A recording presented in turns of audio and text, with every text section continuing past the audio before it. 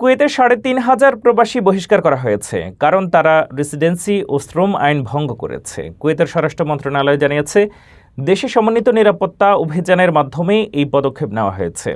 বহিষ্কৃতদের মধ্যে অবৈধভাবে কর্মরত শ্রমিক, পলাতক এবং অন্যান্য আইন লঙ্ঘনকারী রয়েছেন। কুয়েত সরকার জানিয়েছে, এই অভিযান আইনের শাসন, জননিরাপত্তা ও শ্রমবাজার নিয়ন্ত্রণ নিশ্চিত করার জন্য।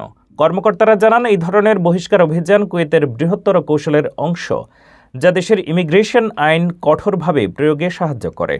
সাম্প্রতিক বছরগুলোতে প্রায় হাজার হাজার বিদেশি নাগরিককে একই কারণে বহিষ্কার করা হয়েছে।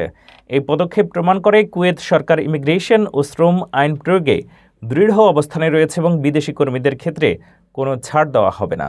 প্রবাসীরা সতর্ক থাকুন, কুয়েতের আইন শৃঙ্খলা এবং নিরাপত্তা অভিযান কঠোরভাবে চলছে।